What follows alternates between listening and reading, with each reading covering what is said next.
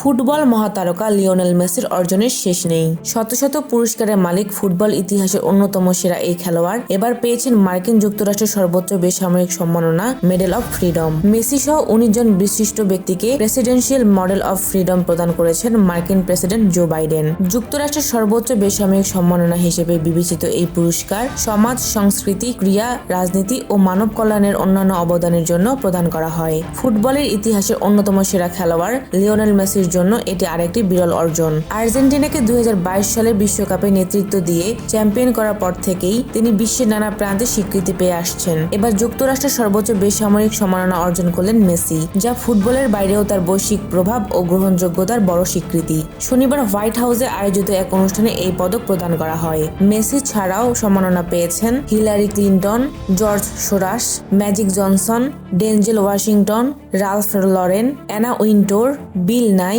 Michael J Fox, Bono, Jane Goodall.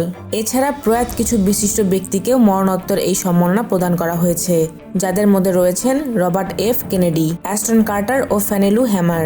যদিও Medal of Freedom আনুষ্ঠানিকভাবে কোনো রাজনৈতিক বিষয় নয়, তবে অনেক সময় এটি প্রেসিডেন্টের রাজনৈতিক দৃষ্টিভঙ্গি প্রকাশ করে। বিশেষ করে হিলারি ক্লিনটন ও জর্জ সোরাসের নাম থাকায় বিশ্লেষকরা মনে করছেন বিদায়ী প্রেসিডেন্ট বাইডেন এই সম্মাননার মাধ্যমে তার রাজনৈতিক উত্তরাধিকার সংরক্ষণ করতে চাইছেন। এদিকে মার্কিন রাজনীতিতে বড় পরিবর্তন আসতে চলেছে, কারণ বাইডেনের মেয়াদ শেষ হওয়ার পর ডোনাল্ড ট্রাম্প এবার হোয়াইট হাউসে ফিরছেন। তার আগেই এই পদক বিতরণকে বিশেষ তাৎপর্যপূর্ণ বলে মনে করা হচ্ছে।